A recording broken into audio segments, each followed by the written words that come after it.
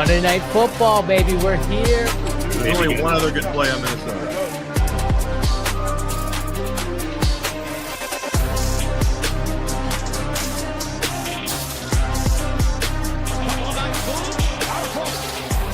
Touchdown in 46 seconds. Punches back. Touchdown.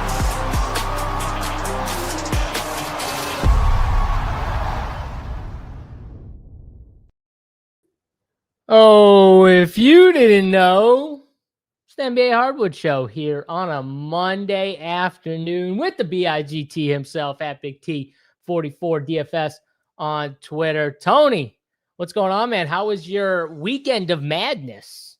Oh, love it. Love it. All basketball from basically Wednesday night through Sunday night. And it was even funner this year because my wife and daughters, plural, had a volleyball tournament in St. Louis. So they were gone. They literally left Thursday morning and weren't back until Sunday night. So it was literally just me and Grayson and a bunch of other people coming over watching freaking basketball all weekend long. And we got some great games. I mean, there was some, I know everyone doesn't love college, but there were some high level games. The Arkansas game. I mean, some of these games with these point guards this year, whoo, there's some boys out there coming to the league next year. Two things. First of all, who runs more pure? Big T. He gets the kids out of the house, the girls out of the house, the whole girl clan out of the house, the Knee House girl clan out of the house for a whole weekend of March Madness. But also, are you saying that you enjoyed it more than when JSU came down to Kentucky for March Madness a couple years ago? Is that what you just said? You said Who that said was more that? fun? That wasn't anywhere close to what I said. You I've said, been begging you said it was JSU to an come. awesome time. It was the best time. That's what I heard come out of your mouth. It didn't say better than a different time. I didn't say it was the best ever. I said it was a good little 4-day stretch. JSU would have liked it if he came. I definitely would have enjoyed it if I came. I had a totally opposite of your weekend. I had family staying at my house all weekend. You're not a March Madness guy anyways, though. No. Like, I say my whole life, Thursday, even in like middle school, high school, the Thursday, Friday, I'd be willing to bet no one since middle school has taken it more serious than me as far as just liking March Madness. I love March Madness. Which show I was on or who I was talking to, but I was like, Tony loves March Madness. He doesn't love college basketball, but he loves March Madness. Like, I've never seen anyone flip a switch to a sport quicker than you do with March Madness, because when March Madness is on, you don't want to think about anything else. It's all you want to. You hone in on the madness. That's you. That's not me. I'll peek in. I'll check the madness out for a second, and then I'm back. To my UFC, NBA, whatever else is going on. I give a little peek. I watched a little bit of a few different games. First of all, I watched Arkansas because that's the one kid I wanted to watch. And we always say it too. Guards in the tournament. Kids like this, that Akoff dude, or however you say his name, he is a baller, man. And then, you know what's funny? I saw some people on Twitter, this guy, he doesn't play defense. He doesn't play defense. I'll tell you right now, he doesn't try on defense. That's like literally every video clip I watch of him not playing defense. It's not that he can't play defense. He doesn't try. He's just so good offensively. He doesn't give a fuck, obviously. But in the NBA, Tony, for like 75% of the year, most of the NBA players don't give a fuck about defense because the regular season's a joke. Individual defense is still super overrated too. It's more about team defense, and it's their style. They want to get up and run. Sometimes they want you to like get quick buckets, so they get that transition going where they got these guards. I mean, he's ridiculous. There's a bunch of just some ridiculous. Of it is like lazy though. Some of it is literally like he's standing there and a guy just back cuts and he doesn't move. Like he just does. He's not like he just doesn't move. Like it's lazy. It's not like he sucks. Braxton says, "Miss me MMA." It's funny you say that because I literally clicked the top link later in the night Saturday and I saw I missed the Hector. I never missed the Hector. I totally forgot about the Hector. So yeah. Oh, I just assume you didn't play. No, I played. I didn't like play my 150, but I played. I just didn't play the Hector. Ah, okay. Well, I saw I didn't do Rackson. well either, so I wouldn't have done good on the Hector. I did not have a good. I'll give the good shout play. out. I saw Rackson. There's a reason why he's bringing up the Hector He because won? Rackson, I think, won the Hector. Oh, he was trying to come in and own me. He's like, let me see if I beat Big T, and Big T wasn't in there. And JSU, I think, came in third, so or fifth or whatever I came in. And so He I took think you that's down? why he owned me. He owned me. So I see you, Raxon. I saw you up there. I'll give you the shout, brother. You didn't own me this week, Raxon. I wasn't in. You didn't own me. You would have, though, if to be fair. I did not do I'll tell good. you right can see now, me in the other contest. my boy Danny Silva, core play on the Run Pure Sports website, dog fucking knocked the shit out of that Pink Panther dude that everyone was jerking off at -2 whatever. That was the biggest mismatch of the week. JSU core play, bang. Shout out to Danny Silva for getting it done. Tony, you don't even know what I'm talking about because you probably didn't even watch No, MMA. I saw it. Yeah, you know me better than that. I saw you with the Silva core play, and I followed. I didn't watch I had the MMA on my left TV with my setup, so I had it on. I wasn't as dialed in as I usually was, but I saw it all. I saw the Silva core play. I saw it. All right. I see Stevie Boynton in chat. He says Texas Sweet 16 future was huge cash Saturday night, plus 1,400. And I saw Stevie a few days, I don't know when it was exactly, but a few days before the tournament, he added everyone in Discord. He dropped it in the bets chat in Discord. He said plus, 12 to 1,400, depending on where you're betting it at.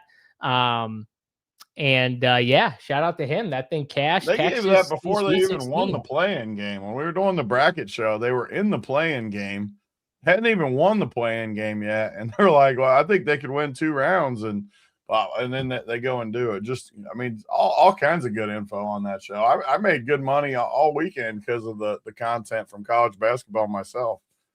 Yeah, I think I've bet like 5 games. 2 of them were Arkansas games because I just blindly bet Arkansas each time, and just because of that kid. And then I got Texas Tech last night at the end. That was fun. And who's the team that won at the very end against the 1 seed, Tony? St. John's. So it wasn't. No, Iowa. I bet Iowa live at the end when I was watching it because they were down 3 with like 2 minutes left, and I got very lucky with a plus 500. So I'm doing decent in March Madness, Tony. I only got killed once. That was Texas Tech. And those are the ones you don't mind even losing, though, because you just get waxed the whole game. You don't even have to like sweat it. You just know it's a loser. At halftime, I think I turned it off. Yeah. I was just like, yep, it is what it is. But I saw some of the games were exciting. Not as many dogs as I would hope, but we got some dogs through at least. Do you have a live bracket? How you doing in your bracket stuff? Everything was good just because, I mean, no one really lost. I wasn't high on Florida. That was the team that lost. I had Florida actually losing the next round, so Florida losing was good for me. Mm-hmm. I didn't have them losing to Iowa, but I did have them losing the next game, so that's good for me. I haven't had any like bad losses. All my survivors are doing good. So your 4 Final Four still intact? Yeah, I mean, no one really lost besides Florida, so everyone's pretty much intact. But I mean, like half the survivors, like in that big $3 million survivor. Let me see how many's left. You probably didn't even do it because you're a donkey. I forgot. $3 million survivor though, and only a little less than 7,000 out of 21,000 are left. So like a third of the field is left already with no losses, really. That's crazy. So it had to all been like Florida. And just people. I mean, people take because the seeding does matter if it comes to a tiebreaker. So people, and you had to pick 2 games the first 2 days. So like it just naturally happens. But yeah, I mean, everything looks good in the DFS. That's what I wanted to talk about because all these people say you can't win with 1 entry. On Saturday, we had a tournament all day, plus the games, plus MMA, NASCAR, everything. So I only put 1 team in the college, $20 in 1 contest, and almost won the main thing that everyone says you can't play 1 entry. I think I lost by 1 3-pointer. If I had 1 more 3 at the end and I had all 5 guys in the Arkansas High Point game, I needed one more 3-pointer to hit 20 grand in first place in the main contest off $20, one entry. Everyone always says you can't do that. And that was you did a show with Steve and and I made it on the show. I was listening to these guys wow. and I was putting it in as we went. That's crazy. Well, congrats to you. It still was $5,000 off $20. I mean, people, you're allowed to use one entry. You don't need to play 150 entries. That's right. I was all over it. That's true. You don't need 150 lineups all the time. The Bills is in the house. What's going on? The Bills. J. Ruff said he was at the horse race. He missed UFC. Hope everyone enjoyed his donation. We still appreciate you, J. Ruff. I can't believe you missed the UFC fights. That is very out of character for J. Ruff. You got to get back. Got to get back this week, J. Ruff, though. You can't miss it 2 weeks in a row. Chris says, awesome NASCAR yesterday, Big T. What? Oh, I forgot to tell you this. Big T gave a NASCAR live winner in the chat. I totally forgot to thank you because I saw you randomly post it. And Big T never posts NASCAR. He posts a lot of different things, but he really rarely. I think it's the first one I've posted in like a year. And you posted Reddick at like plus 550, and I don't know when it was, but something had to happen because he was the favorite all week or all day or whatever. And, he became like a slight plus 550 still, but he was about the 5th or 6th selection when I bet him at 5 or 6 down. And it was so obvious because again, like MMA, I had it on my left screen and I'm watching it, and he pit after the other people, and he clearly had the best car. His car was by far the fastest car. He had like a weird cycle, though, to where it pushed him back. And I even told Grayson, I'm like, if they don't crash, there's no way this guy's not winning. Dude. So I'm like, let's bet it. You know when him and Busher connected and Busher went into the wall? I was like, oh my God. Yeah. Oh my God. Please don't. I thought they were gonna, and I had both of them too. I thought they were gonna crash each other, and I was gonna be, but it didn't happen. He just in a landslide, and that's when things are going good. A little heater. I need a little heater. Yeah, it's always good to have a little heater. Chef Frank says definitely can win with one entry. That's been proven. What is this goofball that I don't even know what this other dude's talking about in here. Like what? We're talking about you or me? Who's the gay one, me or you? Well, first of all, if there's gonna be one, it's not gonna be me. But two, Tony has 3 kids, so it's impossible. I'm sorry. It could just be a disguise. I could just have 3 kids just to hide it. JSU's got one on the way, so it's impossible for me either. Oh, he is talking about me. You're making fun of my heater? Oh, you're so tough. Jetsire, Cat Squirrel, Master 580-42. You're so tough, man. You can't even read that name. You're watching our show. He's got Cat Squirrel in his name. I mean, what kind of name is that? Cheshire Cat Squirrel Master 5842. Oh, baby, you're watching our show. Master. We appreciate the master of cats and squirrels watching. Appreciate you for that. I don't even know what's going on here. It's impossible for you to be gay because you got a kid. Well, I mean, shit. I mean, at least we know something's working. At least we're doing something right. His name is a run-on sentence. Oh, I don't know. It is what it is. Yeah, they love it. They love it. I always wonder when they come in just with random stuff, though. It makes me think it's got to be a bot. The stuff's too random. No real human would actually be this retarded. Yeah, you're probably no one right. comes in, but out of nowhere it just says random stuff, stuff that doesn't even make sense. The only thing I will say is some people just do enjoy the hate. Just throwing the weird stuff out there too. Like, let's see if these guys will entertain me. You know what I mean? Because to them, this is entertainment. To them, they enjoy it. It's entertainment to me too. Yeah, I like it. Yeah, they feed off of it. So, yeah. See, let's go, Leprechaun getting crazy. There we go. See, that one was directed at me. So that's a good one. By the way, did you like my picture I sent you? Speaking of Leprechaun, how elite was that picture? I don't even know what you're talking about, dude. That picture I sent you with the sheet, the wood sheet of the measuring stick wood sheet. Oh yeah, that was good. Yeah. Was that elite? I should tweet that picture out. You should tweet that one. I'm never using anything else to measure me other than that board. Shout out to my sister-in-law who she bought the wood. She handcrafted that thing herself, the whole thing. Yeah. I mean, it had you 6'5". Dude.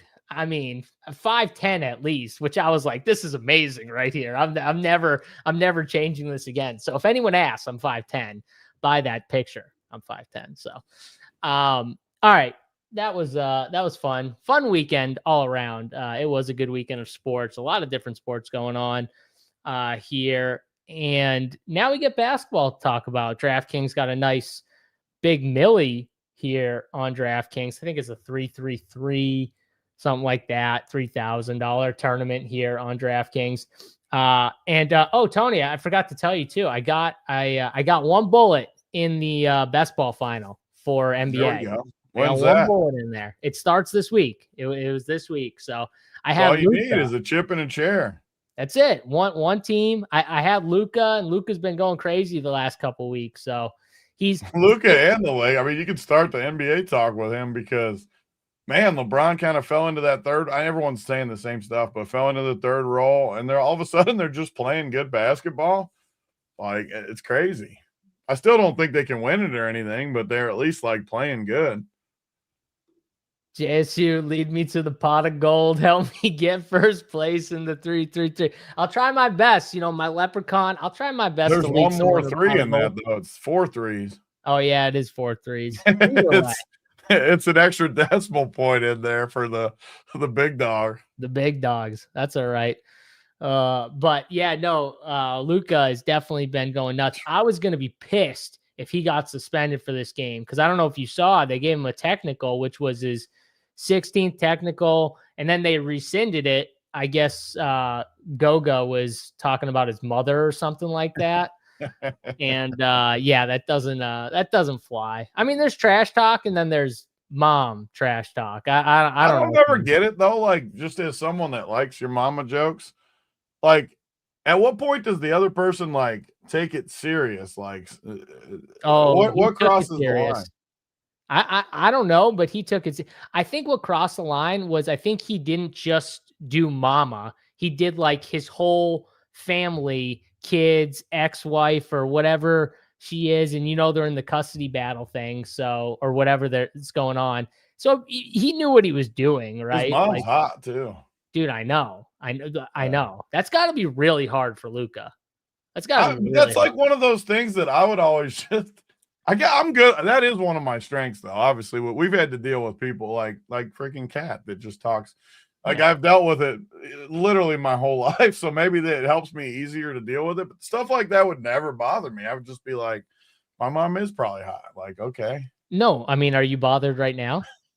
I mean, no, exactly. You know what I mean? And I'm not bothered either.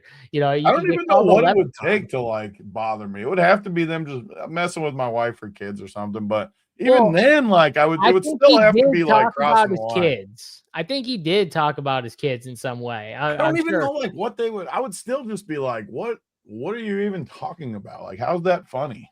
Yeah. Or what are you trying to accomplish? I mean, imagine though, if you haven't seen your kids in like a certain length of time and then they're just brought up, you know? Yeah. So I don't know. I'm kind of with you on that side of like jokes are jokes. Like if he was just making a Yamama joke.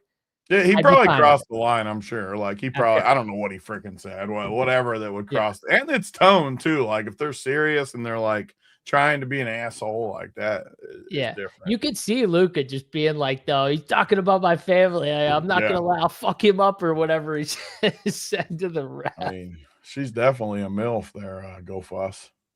I mean, yeah, she's, again, it's a detriment in a way for Luka. Sorry, man. It's got to be a tough scene, but it is what it is. You know, Luka's been smashing. He's been putting up ridiculous games, and brought me to the promised land. But Tony, guess his ownership in like the final round. Guess how many teams have Luka? I mean, all of them. Like half the field. Yeah. Literally. I mean, the way he's been playing, I would assume it's got to be a big percentage. And I would assume the other half has Jokic. I literally think it's Luka and Jokic teams that made it to the finals, probably. I feel like that's how it would always go, just from the season longs in the past. You got to have those just horses that put up all the numbers. It's not just that, though. Horses that play every game at the end. They can't be like missing a game. And then like a lot of people had Tyrese Maxey in the last round and got screwed because he got hurt.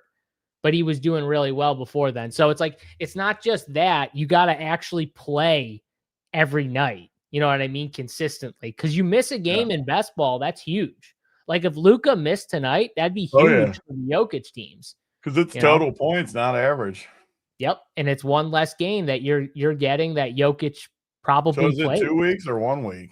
It's 2 weeks. So I'm sure there'll be guys that miss towards the end, but we'll see. It'll be interesting. But let's go into this slate here. Obviously, pretty big slate, 8 games. I mean, for what we've been dealing with, honestly, 8 games is a lot. I feel like we haven't had many of these 8-game plus slates in a while, but we get one tonight here. First game I got. Why don't we start with LA, actually? LA and Detroit here. Like you said, pull it right in. No Cade Cunningham.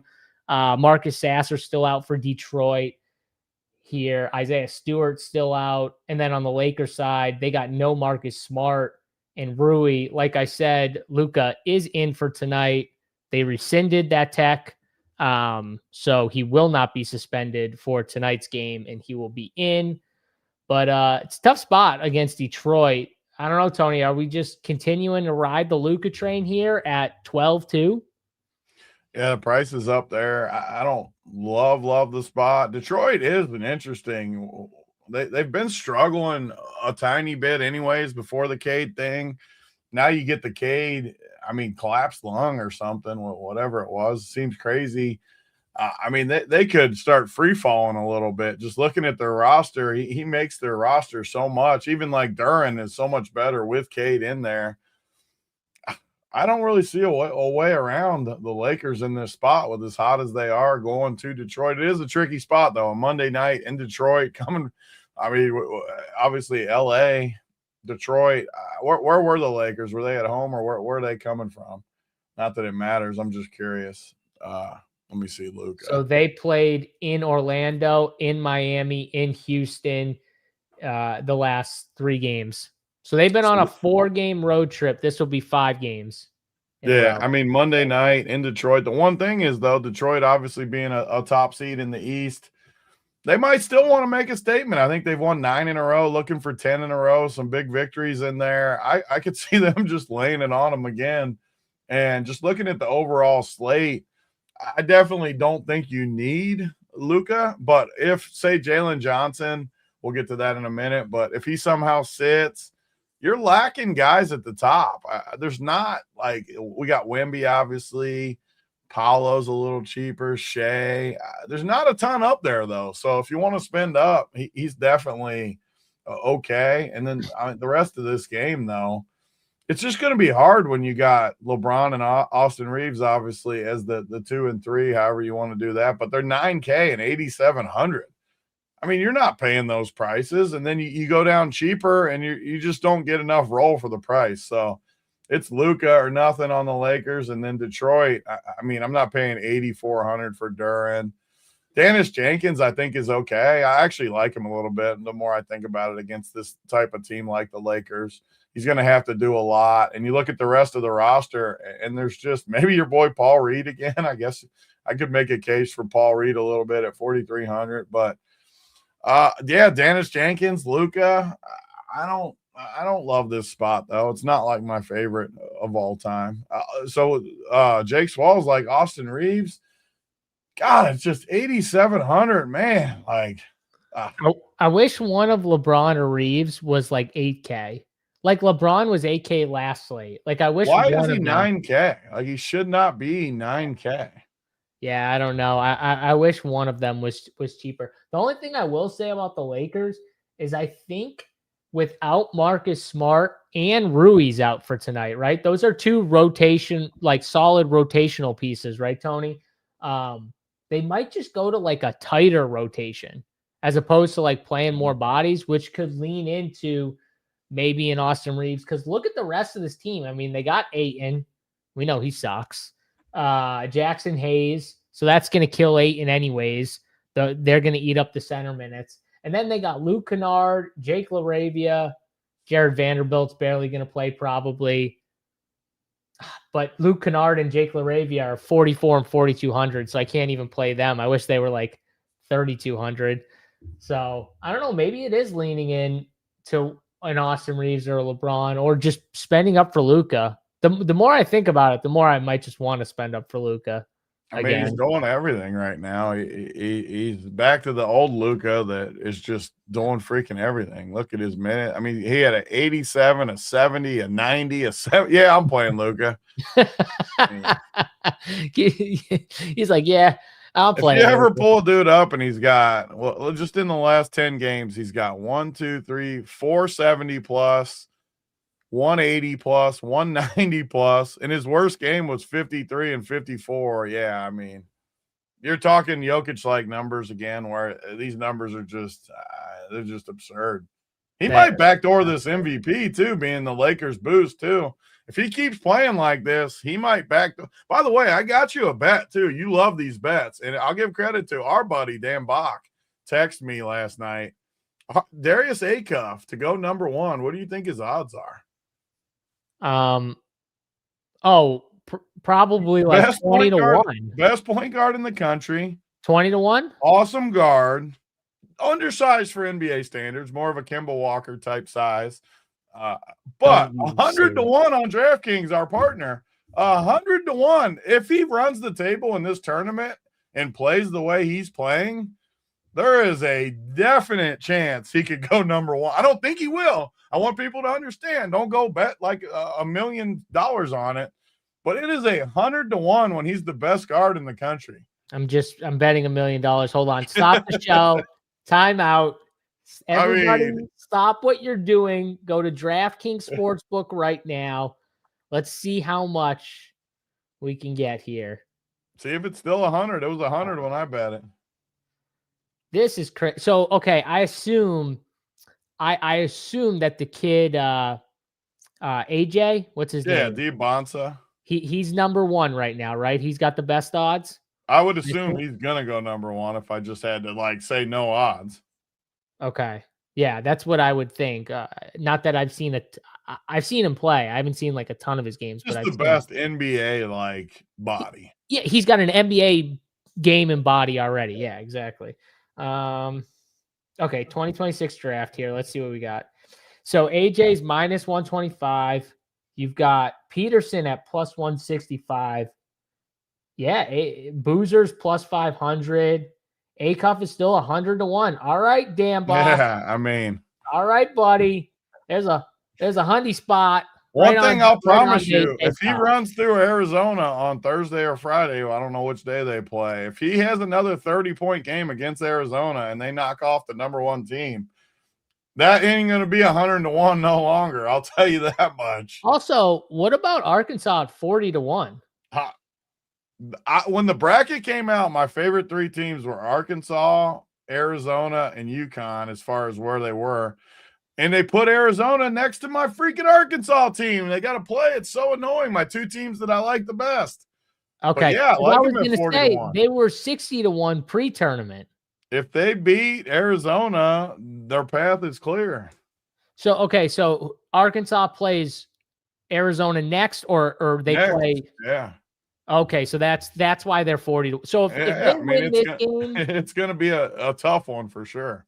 Okay. No, but they got Acuff, so whatever. I get it. If they knock off Arizona, though, both of those odds are gonna. How are they running out of gas? Where was that at? They got the best gas in the tournament. His name's Darius Acuff. He's got number 1. Not deep enough. Gas. Oh, J-Ruff. No. You don't need that. Depth is overrated. You get a TV timeout every 4 minutes. You need the best player in the call. You need like the best player. Their draw. If they were anywhere else on the freaking bracket, I would have picked them to go to the Final Four. And they got to play Arizona was my pick like all year to win it. Okay. So annoying that Arizona. The problem with beating Arizona is they got guards and bigs. No, but the point still stands. If he runs the table somehow. Oh God. And averages the 30 that he's averaged lately. And he keeps looking this good. And they somehow win. A team might say, you know what?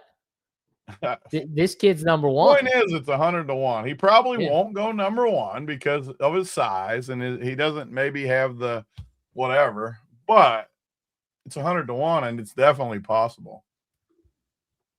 Alabama over Michigan as long as they make their threes. I mean, I watched Have Alabama you seen the get Alabama hot. shot charts? They're my favorite event. It's all layups and it's all threes. Literally all. There was nothing else. That because I was watching the game going, Big T must be loving this right now. I've loved it for the whole time that guy's coached. It's his whole strategy. Like they won't even shoot open mid-rangers. Like they won't do it. I think this kid was also 100 to 1 when I pulled up DK. He's got to be last. No, I think he was 100 to 1. Yeah.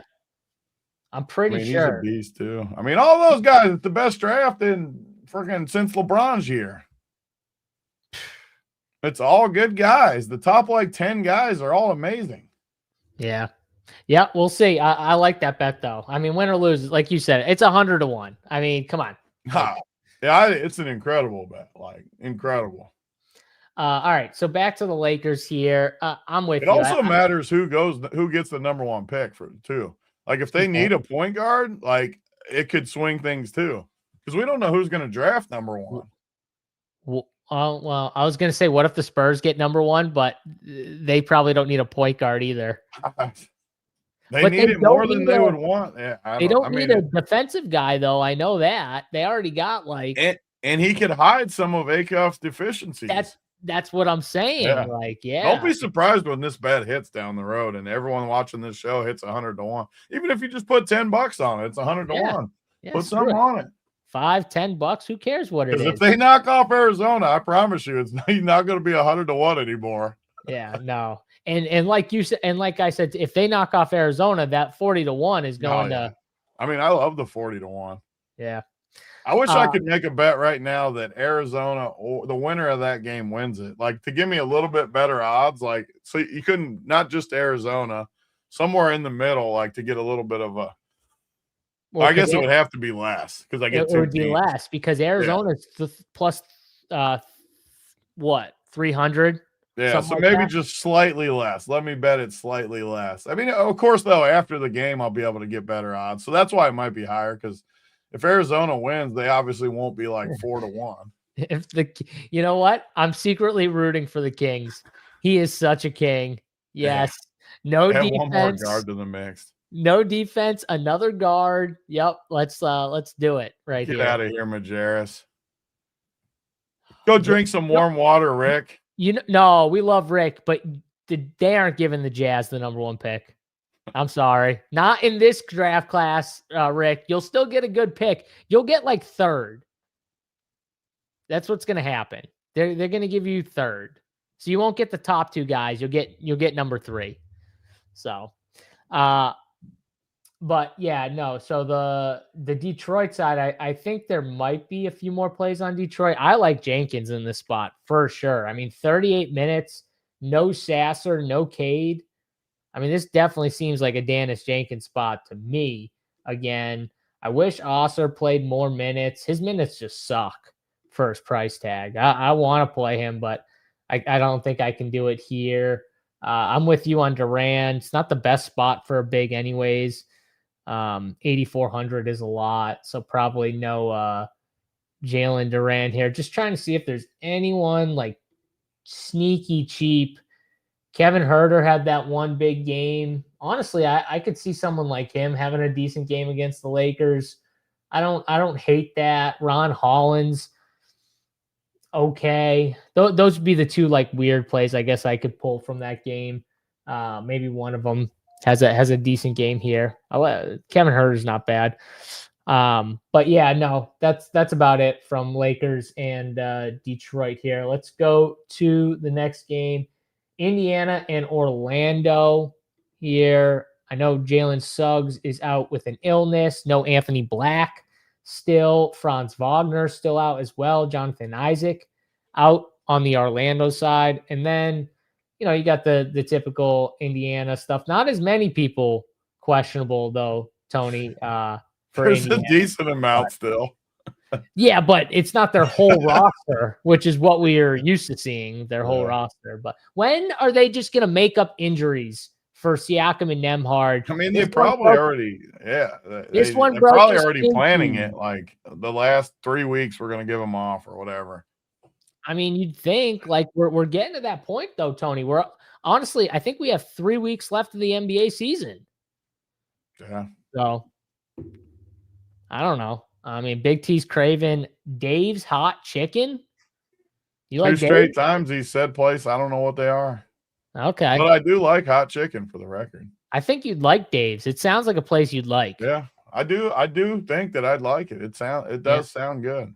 We had a barbecue place for on Friday when all our family came over. We had this barbecue place, and I was sitting there and I was like, Tony would definitely like this place. It's like it was like right up your alley. And it was literally like 2 minutes away from where my wedding venue was in that area. I've loved it. I like the barbecue. Dave's chicken's bomb. Fire. Hot chicken's so fire. Yeah.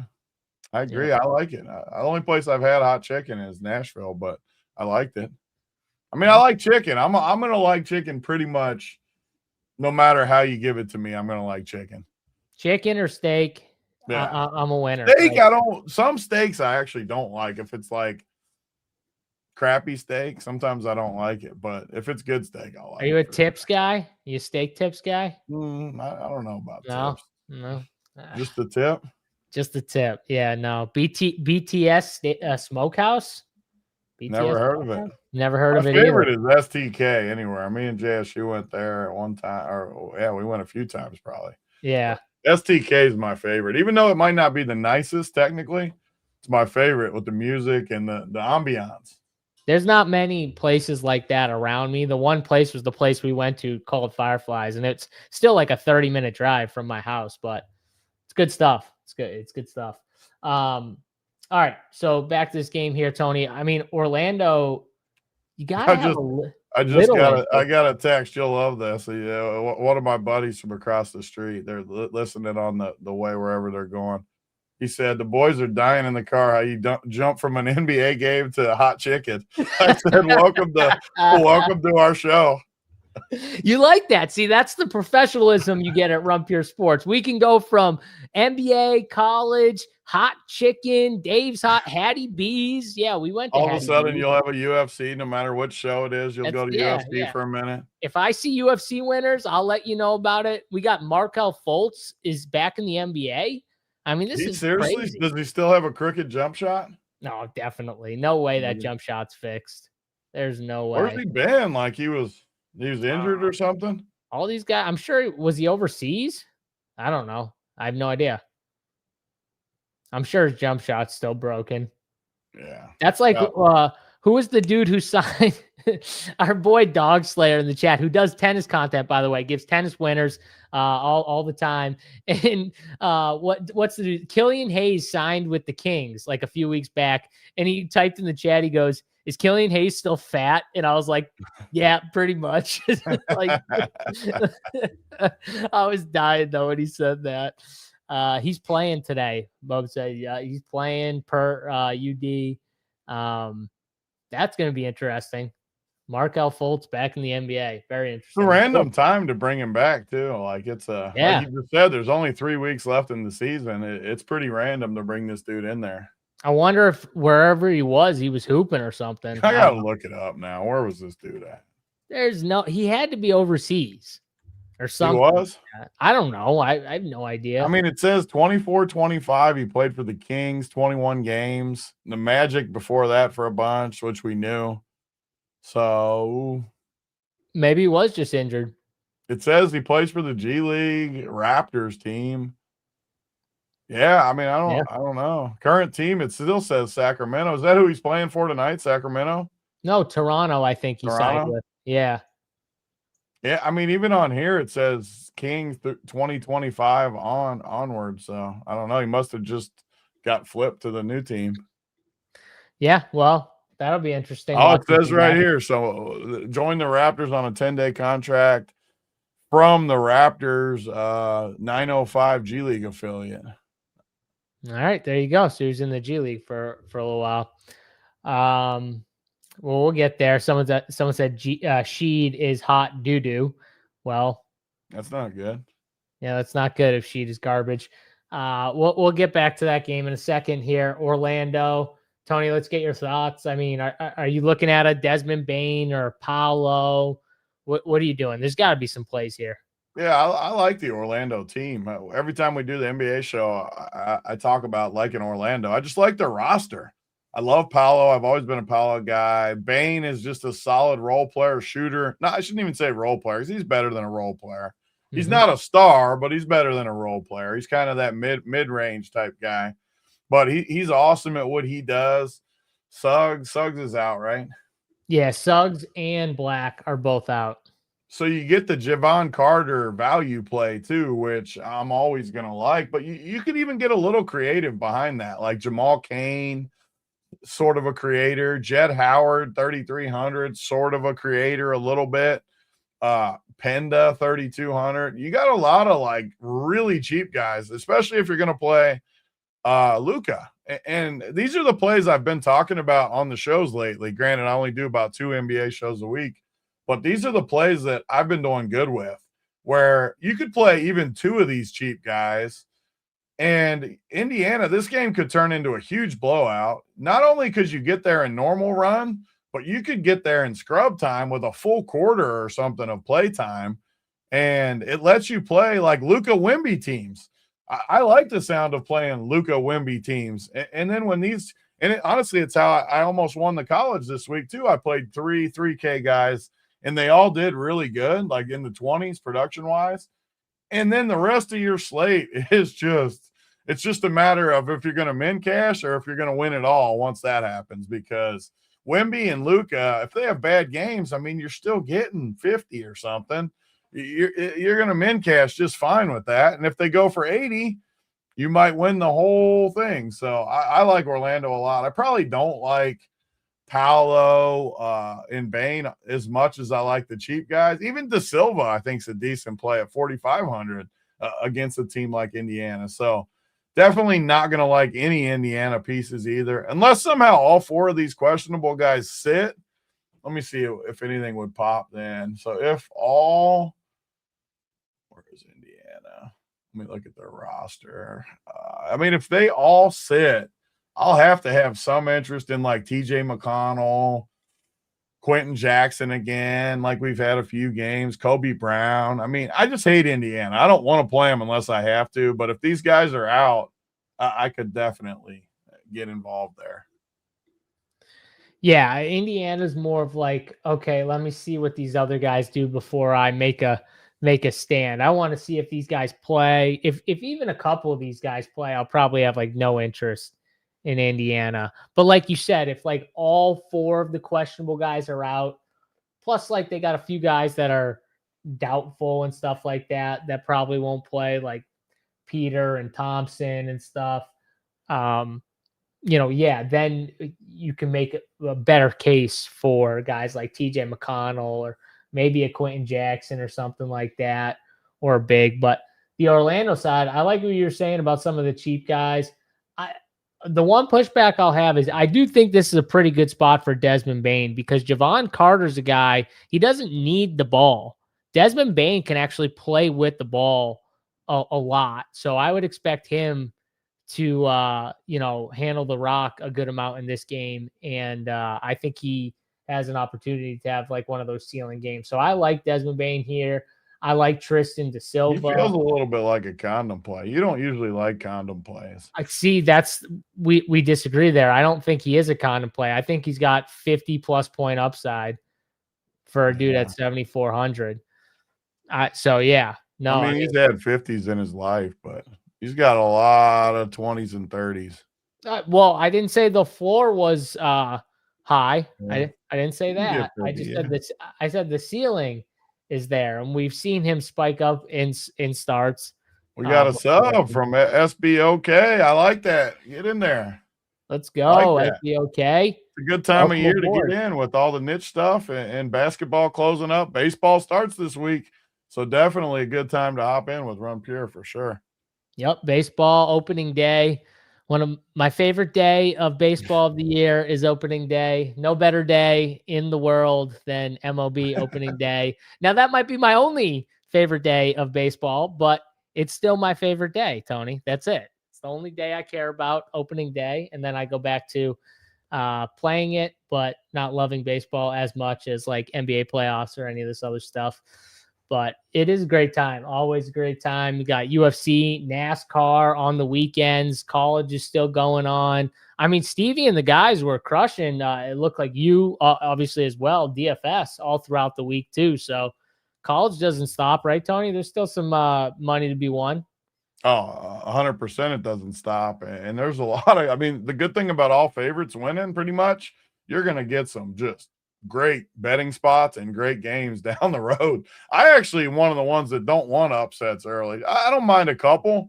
Give me all the big boys playing against each other because that's what I want to see.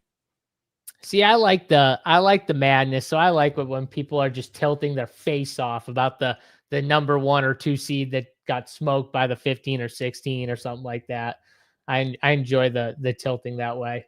But it's probably because I'm not in on it. So it makes me feel better that I'm not in on it and I can just watch other people melt down on Twitter. But all right, back to this here. Tristan Da Silva, I'm with you. I like Tristan Da Silva at 4,500. And Kane and Jet Howard, I think, are my 2 guys here. Jamal Cain has had some pretty good games in the NBA before. He's moved around a little bit, but he's given some upside games.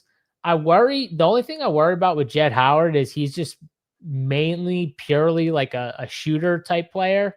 So I don't know how much like upside he has, but he's 3,300. So he doesn't, I guess, need a ton. And if it gets you Luka, like who would you rather have, Tony? Jet Howard or Jamal Cain?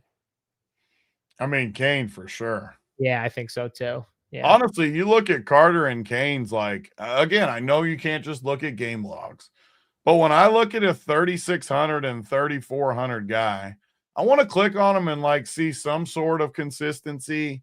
Carter is very consistent, and Kane, which you can only look at the last 5 games in similar spots, he's got 3 solid games and 2 where it wasn't as solid, but you can at least see a history of 20s. And like if I get 20s from a dude like that, the only issue at all I see with these guys is like you get the Toronto guys we'll talk about that are in the 3Ks as well. But that's chalk. Like everyone's going to play those guys like Sandro and Sheed and these guys. So it gives you a little bit of a pivot to where maybe your cheap guy outscores the chalk cheap guy. Yeah, 100%. You need a few different like cheap pivots when you got like the clear chalk, and I think these guys. I mean, Sandro and Sheed are going to be astronomical owned. Well, we might need a pivot here. I get why, but it's I get why too. I'm definitely not arguing with that chalk. Like I like that chalk too. And then we both agree Indiana is just going to be on a need to know, but we need to know who's in and who's out before we can make some decisions on that team. Right now, I'm leaning towards just not playing anyone, but we'll see what happens with these questionable guys. Maybe that changes some stuff. Let's go to the next game here. San Antonio and Miami. Not the best spot. I don't know. Wemby, Bam, what are we doing here with San Antonio and Miami squad here? Devin Vassell, I think he participated in shoot around, so it looks like he'll be in. I think the same thing with Castle. He's in. What do you think here? Fully healthy, Tony, what are you doing with these squads? So we just talked about a ton of the value plays, so it makes the show pretty easy, the rest of it for me. And that's just the way I've always played NBA. Once you have clear-cut plays like that, I know for sure I'm going to play studs. I'm not going to play many mid-range guys.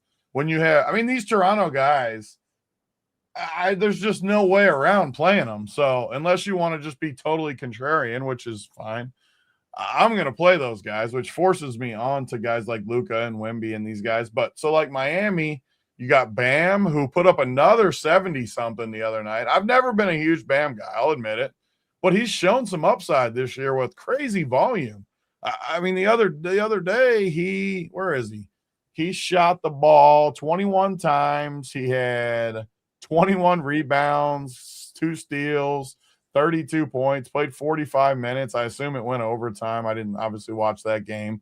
But either way, 70 points. Upside. Tyler Hero, 8,200. I don't love, but he would be a guy that maybe I can't play Hero against the Spurs defense. Not going to go to anyone else on Miami. And then the Spurs side, obviously Wemby is going to be, one of the most popular of the night. Great play at 11K. I like the matchup too versus Miami.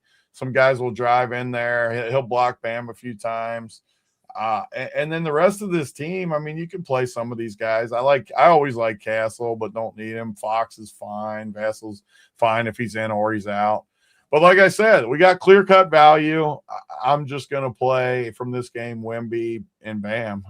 I like both of them. Yeah, I'm not really in on those guys here. You don't like Wemby?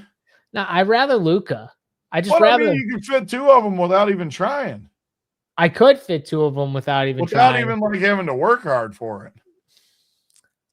I don't see you like those builds more than I do, though. No, but today it's not bad value. Like the Toronto, just say those three. Hold on. Let me show you something. So like those three values, Sheed, Walter, Sandro, the three most clear chalk plays, and Wemby and Luka, you still got 5,500 left. Yeah, that's pretty wild. I mean, it's just like, I don't know how you don't start with those five guys. Look at how cheap those Toronto guys are, 3,500 or less against Utah. That'll be my core tonight. I should put it up on the site right now because that'll be my core. What about if Jalen Johnson misses? Then you so let's look at it. So then you go to Atlanta. Let me pull Atlanta up. Because this is going to be a pretty good spot against Memphis. It would be a very good spot against Memphis if Jalen Johnson's out. It's going to bump like a few guys too. It's not just going to bump like one or. I mean, it's going to bump the whole team with that usage. Yeah. So you got Dyson Daniels, 7,200. I mean, good value. McCollum, obviously 66. Okongwu, 73. I think all these guys are good plays. Kuminga, what kind of run did Kuminga get the other day? He got 22 minutes. So they're not really giving him run either. No, they gave Mo Gay a decent amount of run. He played 26. Yeah, I'll let you play Atlanta. I like the other construction, but even that build though, you could play what I said plus. Well, either way, I don't like Miami. I know that. So I can throw them out. And the only two I'd play would be spend ups on San Antonio would be Wemby and Castle. So that's really the only. And maybe you're right. Maybe I get into the spot where I just feel there's too much value and I can just jam Luka and Wemby, which I might do, depending on what happens with these other games, like we said, which we can kind of pivot right on to some of these other games here. But, one more 7 o'clock game, OKC and Philly here. Brutal spot for Philly, but it is in Philadelphia. They got a bunch of guys out. And Quentin Grimes, who's been playing really well the last 5 games, Tony, 45, 45, 15 in a blowout loss against Denver, then 44 and 35. He's been playing heavy minutes for this team with no Tyrese Maxey. He got downgraded, I think, with an illness today. So if he's out, along with Maxey, Embiid, Paul George, Kelly Oubre, I think Barlow is questionable as well. They could be down a lot of guys against this OKC team. This could be what do you call it, a throwaway game here? This could be a throwaway game. It looks like a throwaway game for me, for sure, just the way it sets up. And the good part is some of these guys are just near impossible to play anyways, as far as just talking DFS. I mean, VJ at 8,500 against a tough OKC team, I just can't see it. I mean, there's just no way I'm going there. Edwards is 5K. Drummond has been a disaster. Campaign had the 1 or 2 games that he was awesome, but not there. I mean, I just don't see any reason whatsoever to go there. And then OKC, same reason the other way. They got title aspirations and these prices with Jalen Williams back. I just don't see it. This game, the only guys I would even look at are like Jared McCain types. And how am I playing him when there's all this value on the slate and OKC has 12 guys they'll play in spots like this. I just don't. This game feels, we've talked about a million things on this show. This game feels like an easy pass for me. Yeah, I mean, I do think Jared McCain revenge isn't a terrible play at 4,100. I mean, we talked about fucking Jamal Cain and Javon Carter. I don't think Jared McCain is bad play here because I do think he's going to play a lot, which makes me feel better about it. And there's no AJ Mitchell, who I do think kind of steals any real role Jared McCain could have, like big role. I think he kind of steals it because like Caruso, he has his role set in stone. It's not like a massive role, right, Tony? But it's a solid role, 20, 22 minutes here. You got Lou Dort, who's got his own thing. But like AJ Mitchell plays, like anywhere from like 25 to 28 minutes most nights when he's in there. I think it's not crazy if you could see Jared McCain get to 28 minutes tonight. He's played 22 minutes the last 2 nights against bad teams, may I add. And they got another bad team on the road who might be down 5 of their best 6 players. I don't know. It seems like a good spot. So I think Jared McCain revenge is very real.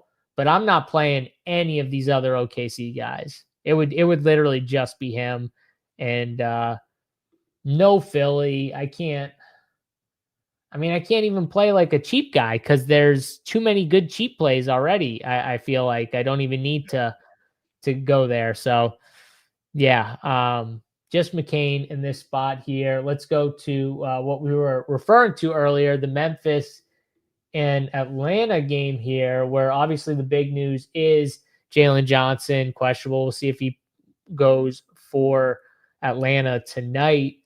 Also, Memphis downgraded, I think, Javon Small to questionable for this game with back soreness.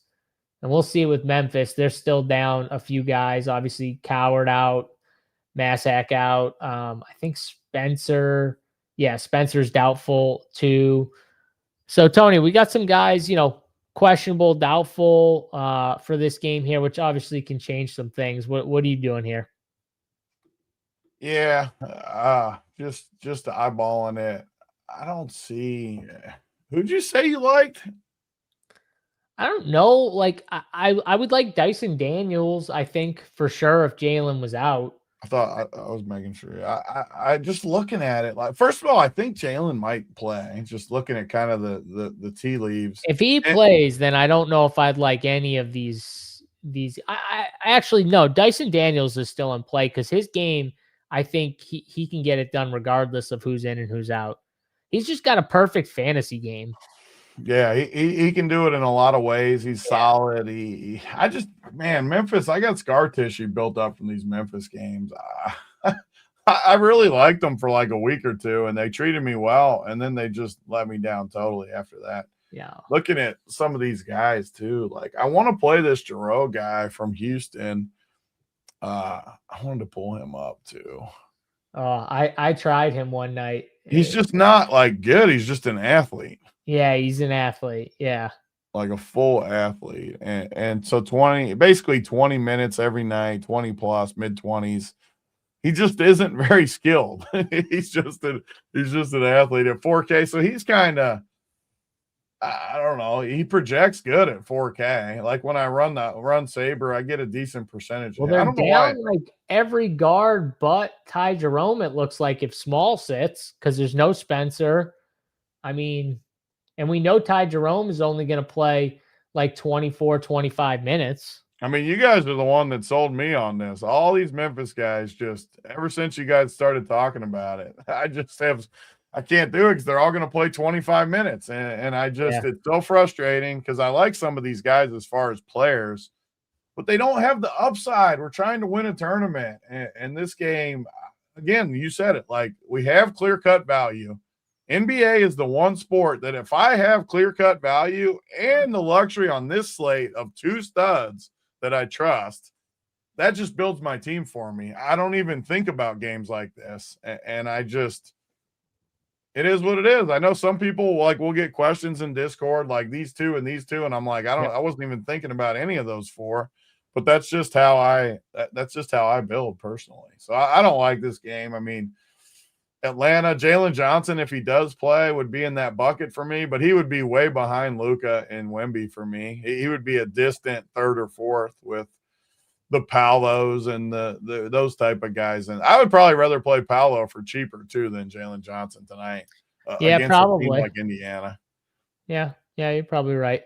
And you make a good point. I mean, in DFS, like minutes is king for NBA DFS. We know that. And we got a team where everybody on the team seems like their minutes are capped. That's not a great situation. Even if they don't have as many bodies, it's still capped to an extent. And they're not very good besides Ty Jerome. Like all these guys playing, they're so-so at best NBA players. So-so, you know what I mean? That's on the high end outside of Ty Jerome. Everyone else is not good. So, yeah, I'm probably with you. No Memphis for me. Mike says he's got Dyson Daniels dub on DK with Barnes. They're offering me 13% profit as a cash out right now. I mean, I like Dyson Daniels. I like that. I kind of like that. But we'll see. We'll see what happens with Jalen Johnson. Tony thinks he might play. Lord King Guru says Hendricks keeps doing it for me for Memphis. I have seen him put up some solid games here. He has had it. It's still low. Like I know he's 4,800 and he's put up a couple in the 30s, which is awesome. You would totally take 30. I would totally take 30 and 34. I would. Yeah. But my point is he's still playing 25 minutes every game. And yeah, like if he plays really good and like the games he crushed, he had 4 stocks, 9 stocks the one game. I mean, if he's going to get 9 stocks he had 34 fantasy points and 9 stocks. Like I'm just not. I think he's an okay play. I don't think he's even close to a better play than the Toronto guys, though. He's probably the best play on Memphis if you're just looking at it. Yeah, I would agree with that. Yeah. Yeah. So, but I'm with you on though. Like sometimes I just like to pretend like this situation doesn't exist. I think that's what I'm going to do with Memphis. And if Hendricks burns me by putting up 30 or 34, then he burns me. You know what I mean? Like it's just it's the way it goes sometimes. But what about going back to Kuminga? That's kind of what I talked about to start the game. It's just, man, I look at those minutes and it's just, he does upside though. I mean, you can't say he doesn't. He's got upside. I just don't need it. And Moget was outplaying him. So maybe that had something to do with the minutes going where they were. And Moget's not a very good basketball player. So could he have a down game and Jonathan Kuminga bounce back and have a good game? Honestly, that's normally how these things work with guys like this, because there's a reason why these bench guys pop up. They're not consistent. So they'll have one big game and everyone's like, oh, you know, this is Moget, unbelievable. And then the next day he sucks in the exact same situation, maybe a better matchup too, Tony, who even knows? And then he's just not good. And you're like, what happened? It's like, he's young, he's inconsistent. Like that's probably why he doesn't get consistent run. So wouldn't shock me if Kuminga had the big game tonight and maybe he got 28 minutes and Moget only got 22 minutes or something like that here. So yeah, I don't hate that take at all. Let's go to the 8:00 games here. One game, Houston and Chicago. Josh Giddey's been balling, Tony. I mean, Giddey on the Bulls, when Giddey gets the run, when he gets the minutes, Tony, he's been friggin' awesome. I mean, this dude is just an absolute fantasy beat. I mean, he's a perfect fantasy player that we love. You know what I mean? He does it in all 3 of the main categories, and the scoring's been there. And it's just like, it's his team. It's him and Matas and then everyone else. Yeah, and I love it too, because I like playing guys that can do everything. Obviously, he doesn't shoot good, but he does everything else on the court. So much upside. I've been playing him a ton. I probably bet his props more than anybody, as far as not any like better, but any person I bet. Even Jokic. I think I bet Giddey's props more than Jokic's because I just like how he stuffs the stat sheet. I like when he pops off. And I don't think Houston's an incredible matchup, obviously, because of some of their strengths are their defense and how they play guys like Giddey, especially when they know he can't shoot. I worry about that, but Giddey's just finds a way. He just finds a way to stuff that stat sheet.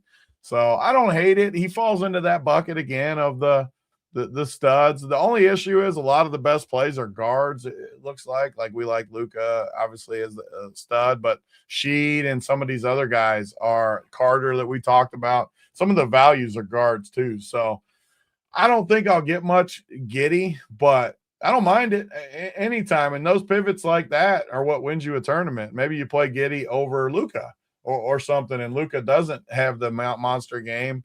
Giddey goes for 60. All of a sudden, you're cooking with grease. Houston, I've said it all year.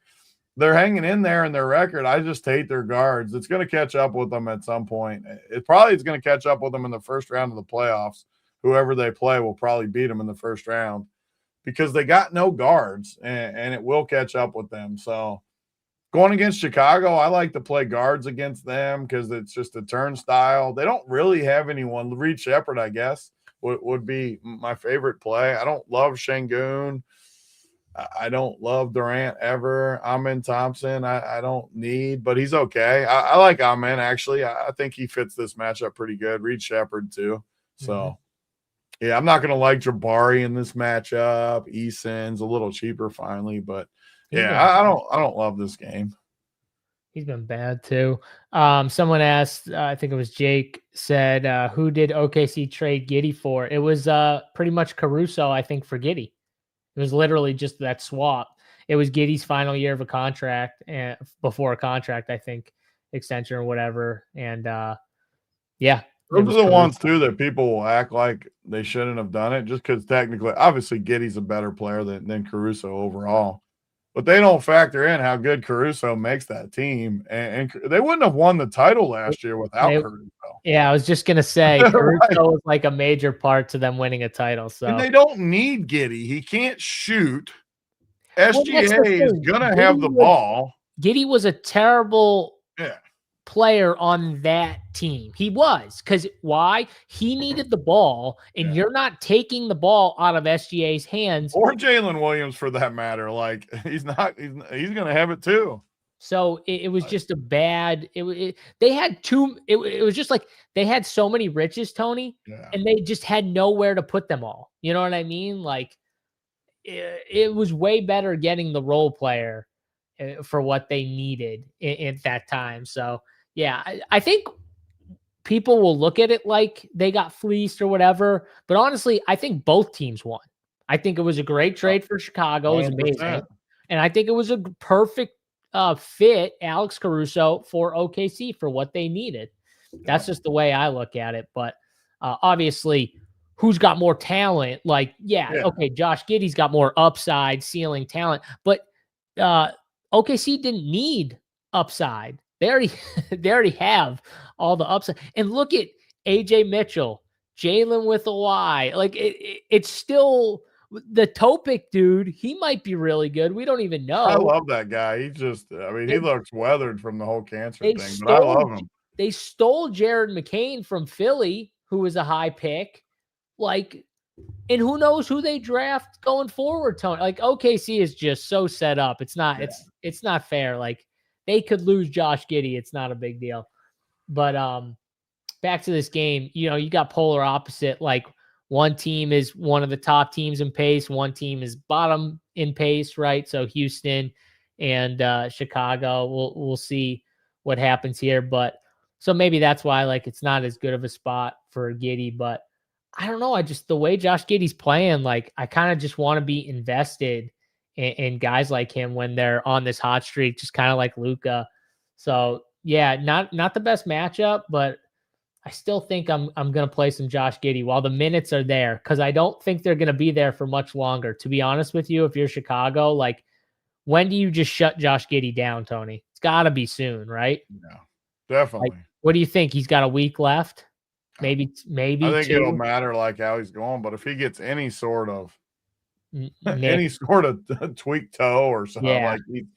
I don't think it'll be long. Yeah. Yeah, so I'm definitely gonna like some Giddy here. They did start Reed Shepherd. I would assume that kind of continues here. If he's starting, I mean, Reed Shepherd, when he's playing a ton of minutes, Tony, he's been really friggin' good. This is a good matchup for, I think, Reed and Amen. Because honestly, Amen on this team, it's kind of like if you put Amen on the Bulls, Tony, how good would he look on the Bulls team where they just want to like run and go? Yeah. I think he'd look even better. I think, with Şengün and some of these, KD, some of these half court guys, it kind of hurts Amen a little bit from what you even see. And what you see is amazing. He's still really good, is my point. But I think in a different scenario, he would look even better here. It's just kind of the roster and what they have to do to have some success. But I do think this is a perfect spot for Ahmed and Reed. So those are the two guys I have some interest in from the Houston side. But anyone else from Chicago you see any interest in, Tony? Like, do you have any interest in like anyone else here? Trey Jones or Jalen Smith's questionable. Like, would you like Nick Richards if he was out? I mean, he'd be fine. Yeah. Dillingham versus Reed Shepherd is an interesting, like, college teammate dynamic that I don't think people think a ton about. But in a game like this, I could see him going back. And their price tags make sense because no one's going to play Dillingham. He's only 4,200. He's projected for 20. I think it's an interesting tournament. Kind of, they're buddies. They went to Kentucky together. I could see them going at each other a little bit. Oh, they both played at Kentucky together. Same team, same draft, same back and forth. Like, yeah, I could see it. Just a dynamic because Reed Shepherd's chalky tonight. Dillingham's unowned. I don't hate it. Okay, maybe Rob Dillingham's a little MME sprinkler right there. I like that take. I like that. Over that. One of those other guards, even over like a Carter or something. I know Carter's a little cheaper, but I could see it. I mean, give it a spin. Mike says JSU last weekend, UFC was amazing. Hit 90% of my bets, finished tied for second in the $12 single entry on DK this week. Fortune -118 is crazy. We'll see about that. Honestly, it was a great week in DFS. It was a great week for me too. I was pretty close to the damn nuts too. I was one guy off and my core was right on point. So hopefully a bunch of guys had a good day. Glad you had a great week. That sounds like a pretty damn good week. 90% on any bets for a day or a sport or a weekend is pretty damn good, Tony. So that's awesome. Giddy, Amen, Shepherd, Dillingham, game stack. I mean, it's kind of what we talked about right there. I just get all the guards from this game, all the guards. All right. What do we got here? 2 more games left. And we got to talk about Toronto here, Tony. This is the game right here. What do we got to get right? You got massive chalk. Sandro Mamukelashvili, 3,500. He's got a nice projection. He's going to be like 45% owned, maybe 50. I don't know, something pushing high numbers. And Jamal Sheed should be pretty popular as well. What are we doing here with these guys? Are we just slamming these Toronto chalk pieces with no Jakob Poeltl, no Emmanuel Quickly? I mean, those are the 2 big guys out right now. Yeah, I mean, I just think it's super easy. You just play those 3, and I think it's okay if you play the Barnes, Ingram, Barrett. I don't like them as much, though, and they're going to get ownership. I just don't think Utah's any good. I think they're fine. I think they're all 3 fine. But they're getting a ton of ownership. I'm just going to slam the 3 cheapies. I mean, it seems clear cut to me that all 3 of these guys are going to get you in the 20s for low to mid 3Ks. Feels like a slam dunk to me. So I won't waste time talking about it. And then Utah, the same take I always have. I'm not paying $6,600 for Sensabaugh. I'm not paying $7K for Bailey. Sometimes they're in the winners, though. I've seen it. These guys have popped in the winners plenty of times. It's just not going to be for me. I don't see it. So this game's super simple and the slate's simple, like I keep saying. But these Toronto 3 guys are my favorite 3 plays of the slate. I want all 3 of them. I was trying to look at to see what the numbers were for assists. I wanted to see what Jamal Sheed's 6.5 is the number. It's a pretty good number there. Scotty Barnes 5.5. I could see one of those guys getting you. Be back in 1 second. Yeah, go for it. I could see one of those guys getting you a big number in the assist category. Mike likes the Barnes rebounds. What is a double-double for Scotty Barnes is plus 136. I like that as a bet. Jamal Sheed's double-double is plus 780 if you want a little more of a long shot. I don't think that's crazy. I could see him getting 10 assists. That's not insane to me here with his game. So yeah, I kind of agree with Tony though from a DFS side. Like I think if you're gonna play Barnes, Ingram, or Barrett, I think I'd prefer Barnes because they're all close enough. And I think Barnes has got the biggest ceiling. So if I'm going to play one of them, it would be Barnes. And so I don't want to rule out playing Scotty Barnes when we have all this value. But I agree. The first Toronto guys I want are the cheap guys. So, Sandro, Sheed, Walter, will be interesting plays. And then you got I think if you're MMEing, Tony, I wouldn't just totally discount like a Jameson Battle or a Grady Dick in your pool. Like they're 3K and 3,100, and you just never know. They're playing Utah. What if they just get smoked? What if they smoke Utah and those guys get like 20 minutes?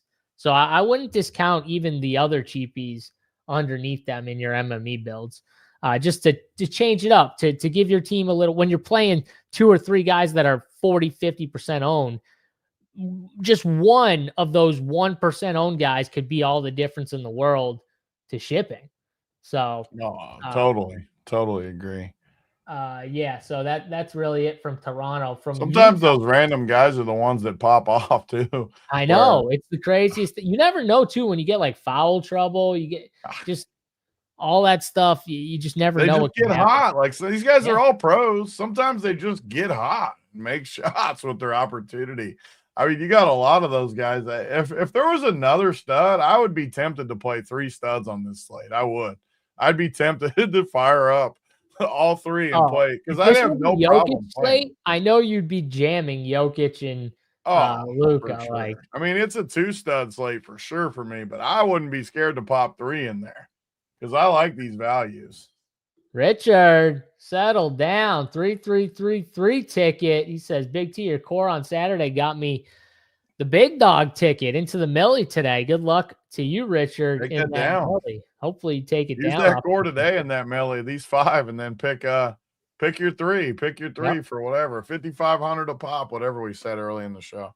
Hey, it's just the ticket, Richard. Remember that. It's just the ticket. Nothing is better in DFS than when you can enter a big dog contest like that with a ticket. Yeah.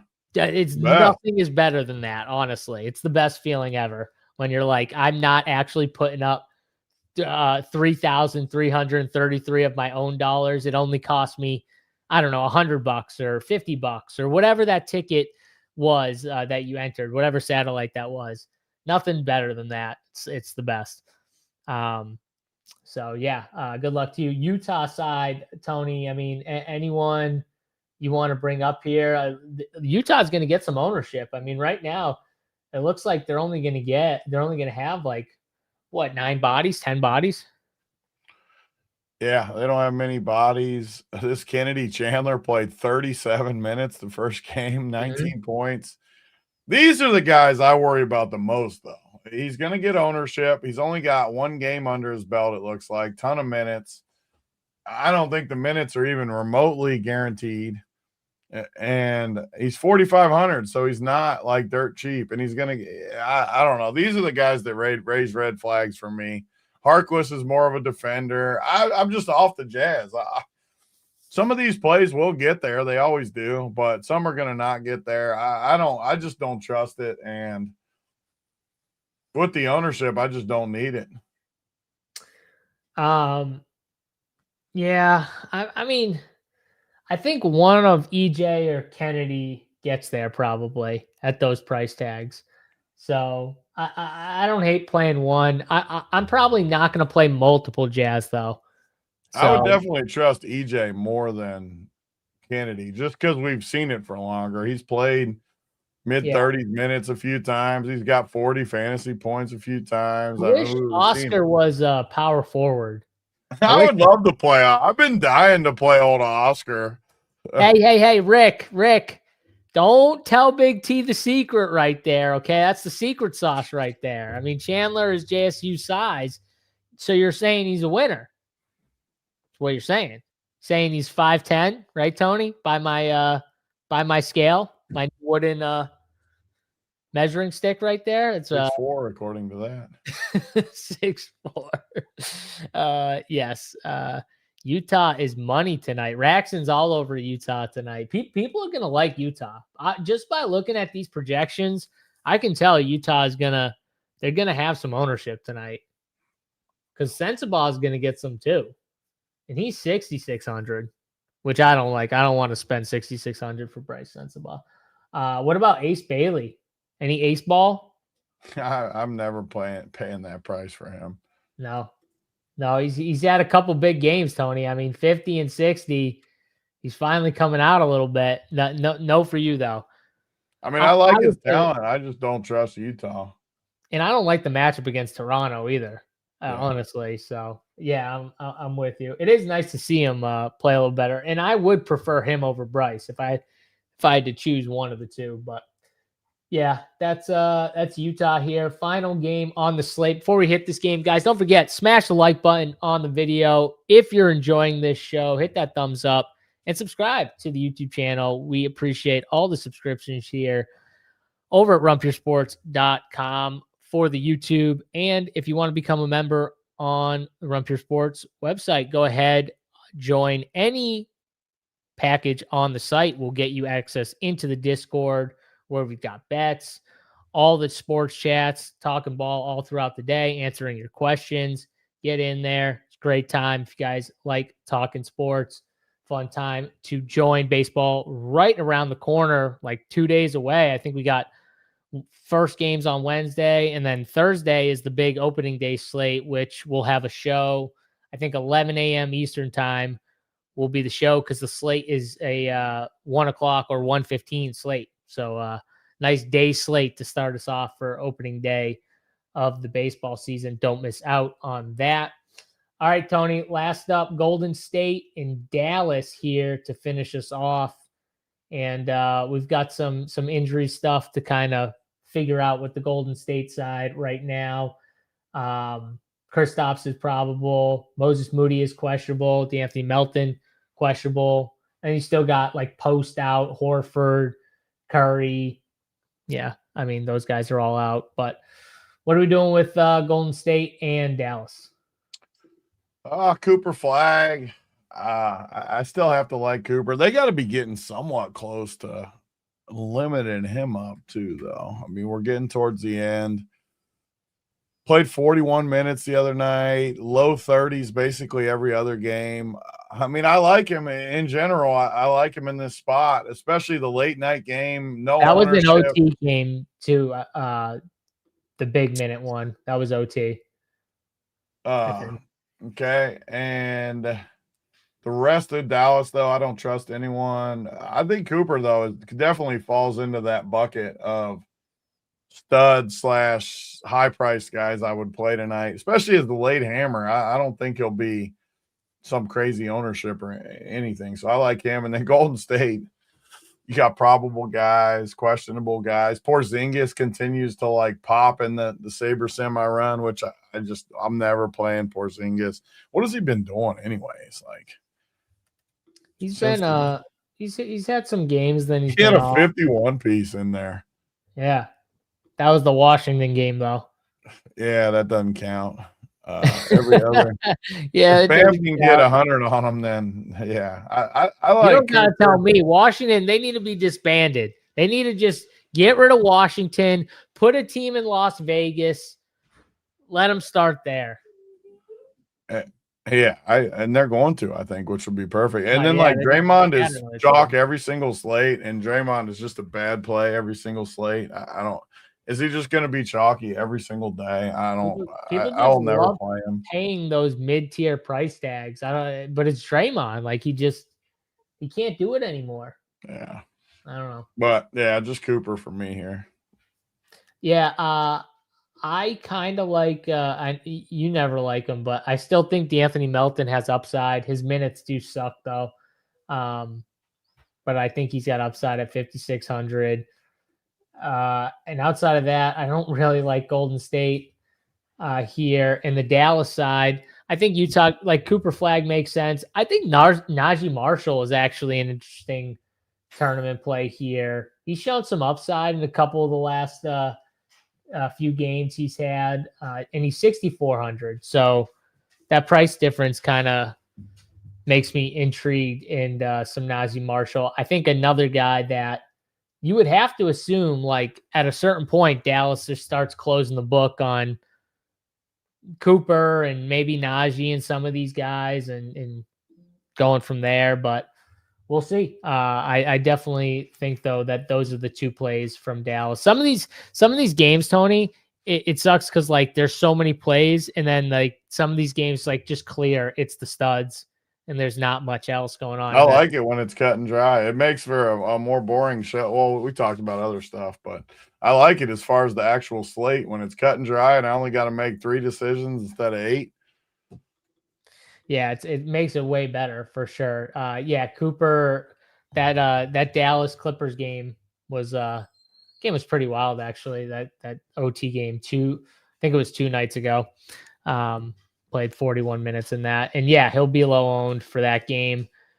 If Golden State Dallas goes to OT, you're going to wish you had the stack. Well, yeah, of course. When you get the OT or double OT game, you're definitely going to You're always going to wish you had the stack. Yeah. when you get overtimes. Definitely. Some of my biggest wins have been those game stacks where you just fall into it with overtime or double overtime. All right, Tony, I'm going to pull up this ownership here on Saber, share my screen real quick. Let's do our anti-play and our play of the day. Then we'll get out of here. Appreciate you, Mike. Great show, fellas. Thanks, fellas. Great show. Appreciate you, as always, watching. All right, Tony, here's the ownership right now. What we got on Saber. Javon Carter up top here. We got, just making sure I didn't sort. Yeah. 39% for Javon Carter. You see that list all right?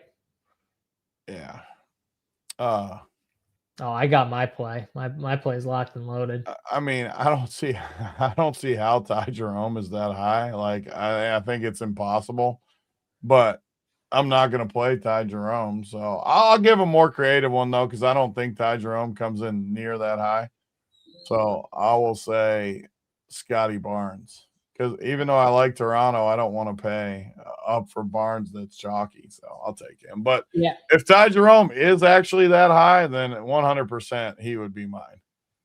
Yeah, I was gonna say Gigi Jackson. I mean, that's 22% owned. I don't think he should be that, but if he is, I'll take Mr. Gigi Jackson at that ownership. It does feel weird because I feel like some of these ownerships may change throughout before we get to lock here, but that's all right. What about the play of the day, Tony? Who's the guy you got to play on this slate? I don't really have it makes it hard with this. So I'm just going to say that same 5. Like, I think people should start with that tonight. Wemby, Luka, and the 3 Toronto guys who are Sheed, Sandro, and Walter. 5-man, a full core for the people today because that's who I'm playing. So I don't want to I could just say one of them, but I'll say all 5 because that's what so everyone gets the free core today. I'm not going to go full core, but I'm going to go Josh Giddey, Amen Thompson, same game, point guard, back and forth here. I think we get a nice game from those 2 guys, both with massive upside. And fun little tournament game stack right there. Start with those two guys, build out from there. Should be fun. Good luck to everyone in that big DraftKings Millie Maker tonight. Hopefully someone takes it down from this show here. And don't forget, smash the like button on your way out from the show. We appreciate you guys watching. We'll be back, as always, tomorrow, same time, same place for Big T. I'm JSU. Good luck in your DraftKings DFS for tonight's 8-game slate. We'll see you guys tomorrow. Peace.